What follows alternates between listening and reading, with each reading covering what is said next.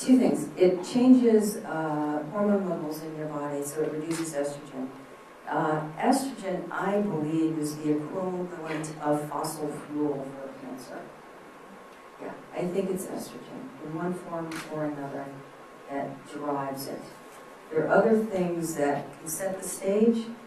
I think estrogen is the fuel. So regular exercise will change some of the hormonal profile in your body. But there's another thing which is interesting, which I would like to investigate a little bit more, and that is that cells that don't have enough oxygen tend to want to divide. Well, try and kill somebody and see if they don't fight back. Right? Okay? So I think there's something to be looked at there. There are a couple of things. When you exercise, you're moving blood around, so perhaps you are delivering things to these damaged tissues or tissues that are on the brink of a cancer transformation.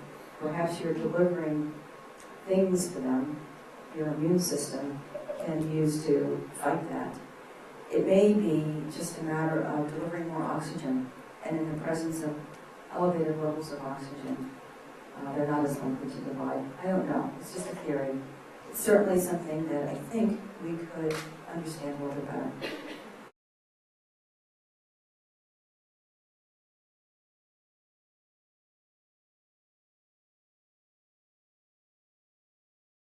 I already said that estrogens are sort of the fossil fuel for cancer growth by and large.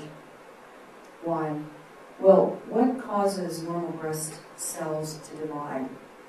It's estrogen. So if you have breast cells that are exposed over a period of time to environmental assault, low-level radiation, pesticides, mutations, getting older, whatever it is, this collection of events that is ganging up on your normal breast cells. And then you ask them to start dividing, either with birth control pills, hormone replacement therapy, or even, as we have seen, women who have never had children, so they're constantly making their own estrogen, women who are overweight, particularly postmenopausal, all of that extra fat tissue is a factory for making estrogen. It's pouring out estrogen. So birth control pills and hormone replacement therapy have been shown to be associated with an increased risk of breast cancer. In fact, those two things will produce breast cancer in some women. We don't know precisely which woman, but we do know that they cause breast cancer. In 2005, the World Health Organization, which is a pretty significant body of scientific researchers, they were asked to take a look once again at birth control pills and hormone replacement therapy, and they did. And they looked through the world's literature. And they published a huge report, which you can find on the internet, and you will see that in 2006, I believe, the World Health Organization classified birth control pills as a group 1 carcinogen. Lead, benzene, birth control pills. When I discovered that, I went charging into my colleague's office next door. She is a OBGYN. And I said to the secretary who I know, Marianne, I said, give me some birth control pills. She knows what's going on. So I told her, and she said, you can buy these over the counter in Europe. So I opened the packet, and I looked through the package and started to see, well, what does the FDA require the drug companies to write in their inserts, their package inserts? And it's rather equivocal. Yes, perhaps a little bit, we're not sure, maybe, whatever. If you take birth control pills before your first full-term pregnancy, your risk of premenopausal breast cancer goes up 44%. Now, 100 million women in the world are using birth control pills right now, every day. 100 million women are taking a birth control pill. and they are excreting it, or a form of it, into the environment. Yeah, they're not excreting it into the drinking water, but over a period of time, I rather suspect that we're bumping into it. Dioxin apparently has some estrogenic action, and dioxin is everywhere. It's a byproduct of fossil fuels. So it only makes sense to try and avoid birth control pills if you can. First of all, you need to know what the risk is. Hormone replacement therapy is clear. I just can't imagine that there's any discussion about the risk of using hormone replacement therapy. There are other ways to protect your heart, and certainly, if you're interested in protecting your breasts, I would seek medical.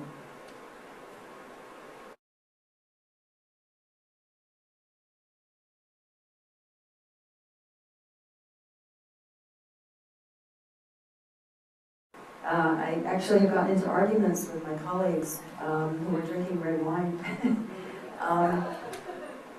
Yeah, I think, when I discovered those data for myself, there was a hint of this that came out of the nurses initiative, which is a large prospective cohort of women that's been followed for years, and they were the ones who first basically suggested to us that there was a relationship between hormone replacement therapy and breast cancer.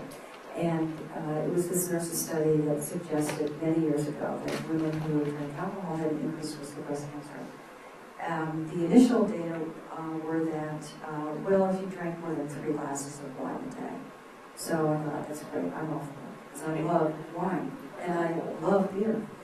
But 2 years ago, the follow-up study and other studies, which were triggered by that study, showed pretty definitively that there is a linear relationship between drinking alcohol and increased risk of breast cancer. The more you drink, the higher the risk. So I was like, oh dear, okay, so I drink champagne on my birthday. And anytime it comes really close to me, I have a glass of champagne, but it doesn't come in close enough and stuff. And I drink non-alcoholic beer. I tried non-alcoholic wine, forget it. A total waste of money as far as I'm concerned. But O'Doul's and Vex, they make non-alcoholic beer. I'm very happy with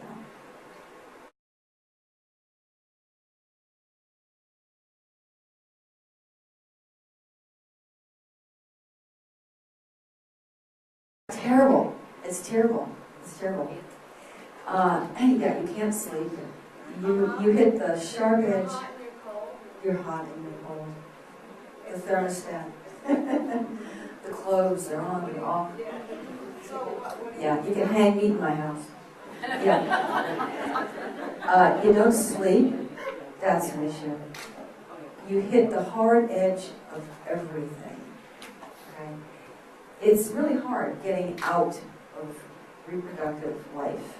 It's hard getting in. Remember being 13? How much fun was that? How much fun was it for your mother? Okay, my mother had 4 of us in the house at the same time, plus herself. It was wow. I think you have to know it's not easy getting through it, and it's going to be rough. There are things to do. Exercise really helps. What you eat has an impact. You'll figure it out. I think, as I say to my patients, look, if you get breast cancer, you're coming off the hormones anyway. So if you're going to come off anyway if you get breast cancer, why not just come off, okay, and not get the breast cancer? Or if you get it, you got it fair and square, you didn't give it to yourself, right? Or possibly give it to yourself. So I think that there are a lot of things that you can do. Mostly serenity prayer comes in handy, and whatever you can do to reduce your stress. And there are a lot of ways to reduce stress. You may need more emotional support. You may need more exercise. You may need to pay attention to what you're eating, because maybe coffee is not good for you at that time in your life. You'll get through it. You'll get through it.